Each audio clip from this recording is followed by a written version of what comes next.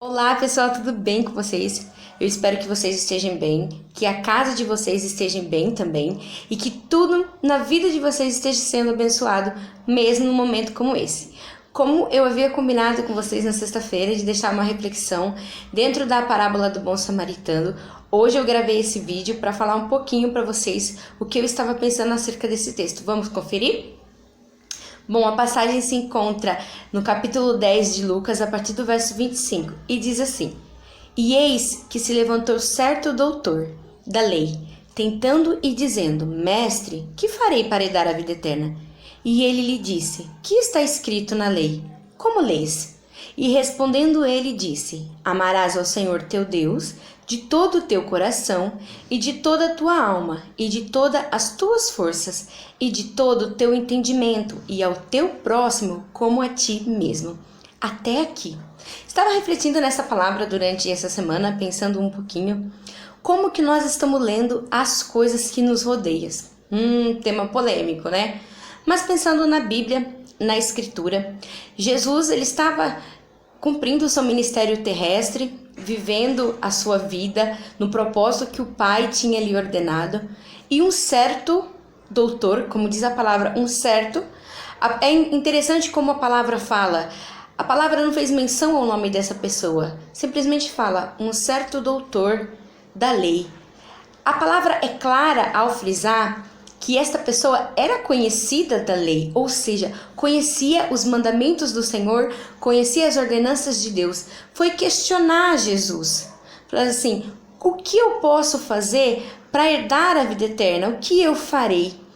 Jesus, ele não se deixa pegar por palavras vãs e ele nunca foi pego despercebido, desatento, como muitas vezes nós somos, né? Sabe aquelas pessoas que se aproximam da gente só para ver se as nossas atitudes condiz com aquilo que a gente diz, só para ver se nós somos mesmo o que nós dizemos ser? Aquele certo doutor foi questionar Jesus sobre o que ele poderia fazer para herdar a vida eterna, talvez esperando um deslize da parte de Jesus ou esperando algo diferente do que aconteceu. Aí Jesus devolve para ele a resposta com uma pergunta. Olha que interessante. O que está escrito na lei? Sabendo que aquele homem era doutor da lei, Jesus sabia que ele conhecia o que estava escrito. Jesus sabia que ele tinha conhecimento. Então Jesus pergunta: como está escrito na lei? Só que Jesus não parou por aí. Jesus questionou assim: como lês? Como que você lê a lei? Sabe por quê? Porque uma mesma lei pode ter diversas interpretações. É claro que Deus tem um único objetivo, Deus tem uma única visão, tem um único ensinamento. Só que as pessoas, cada uma interpreta a sua própria vontade as leis do Senhor. E assim também as leis terrestres. Eu fiquei me questionando isso no campo material, né? Quantas margens que nós temos em algumas leis, quantas aberturas, né? Ela funciona para rico e funciona para pobre? Será que funciona da mesma forma para as duas pessoas? É uma mesma lei que rege todo uma constituição, mas a gente sabe que a lei ela é aplicada diferente. Só que na parte espiritual não. Deus ele é justo e a aplicação da lei é uma para todos. E aí Jesus questiona ele: o que está escrito? E como você lê? E aí eu te pergunto: como que você está lendo as leis acerca da palavra do Senhor? Porque pode estar escrito, mas se você lê errado, se você interpreta errado, essa palavra não vai te trazer vida. Essa palavra não vai trazer os benefícios para a sua vida que são necessários. Por isso que eu acho muito interessante sempre a gente ver a publicações que falam assim: a leitura da Bíblia é uma das únicas leituras que você faz na presença do autor e que ele te esclarece sobre dúvidas e te esclarece sobre sentimentos acerca daquele texto. E é muito interessante isso, porque talvez nós não tenhamos oportunidade de ler livros com os autores presentes, mas quando a gente lê a Bíblia na presença do Espírito Santo, que é o próprio inspirador da palavra, nós podemos ter clareza. E Jesus pergunta para aquele homem: o que está escrito e como você lê? E ele estava questionando a Deus acerca de como herdar a vida eterna. E aí ele responde: amarás o Senhor teu Deus de todo o teu coração, de todo o teu entendimento, de toda a tua alma e de todas as tuas forças. E o seu próximo como a ti mesmo. Ele deu a resposta que estava na lei para o Senhor. E Jesus, é muito interessante isso. E Jesus disse assim para ele: respondeste bem, faz isso e viverás.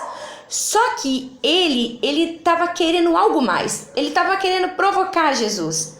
Ele não queria só aquilo. Acontece isso com a gente também, não acontece? A pessoa sabe o que está escrito. A pessoa tem a interpretação do que está escrito, mas ela quer te cutucar. Mas vamos parar um pouquinho. O que nós devemos fazer para dar a vida eterna?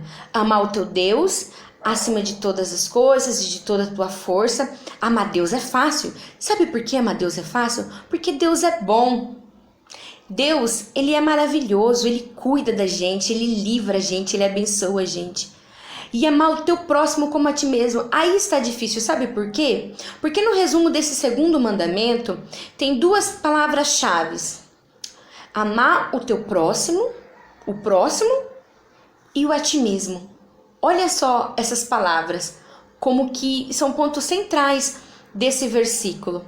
Eu só posso amar o meu próximo condicionante ao que eu sinto por mim. Ou seja, se eu não me amo, se eu não me cuido, se eu não me protejo, não tem como eu ter essas atitudes com o meu próximo.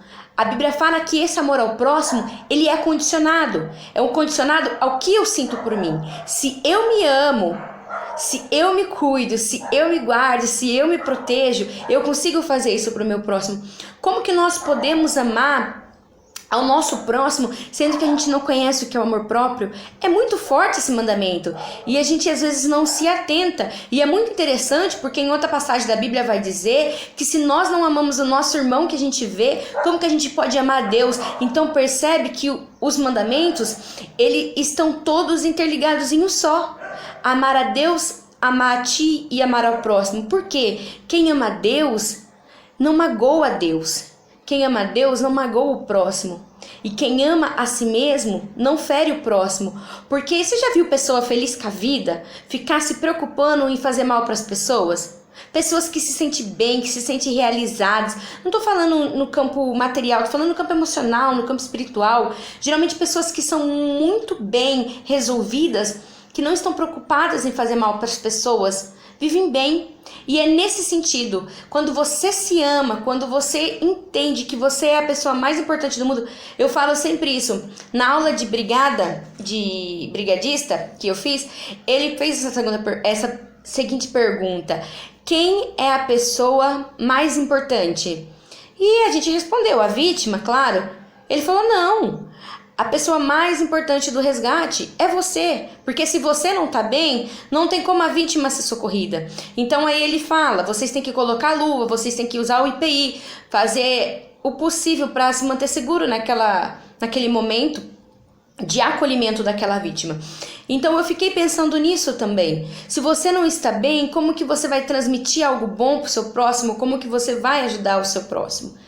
E aí ele questiona Jesus, ele fala dos mandamentos, o que estava escrito, e Jesus disse: disseste bem, faz isso e viverá. Só que, como eu disse, ele estava querendo algo mais da parte de Jesus. Então, ele querendo se justificar, ele disse: e quem é o meu próximo? E é interessante porque aí o texto vai continuar e também há muita interpretação errada.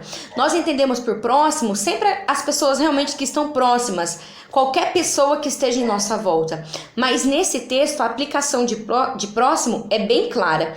Nesse texto Jesus fala que certo dia estava descendo um homem para Jerusalém e descendo um homem de Jerusalém para Jericó e caiu nas mãos dos salteadores, os quais os despojaram e espancando e retirando, deixando-o meio morto. E ocasionalmente descia pelo mesmo caminho certo sacerdote, e vendo-o passou de largo. E de igual modo também um levita, que também passou de largo. Mas no mesmo caminho vinha um samaritano. Judeu não conversava com o samaritano. É muito interessante a aplicação dessa parábola. Ia de viagem e chegou ao pé daquele homem que foi agredido, e vendo, moveu-se de íntima compaixão.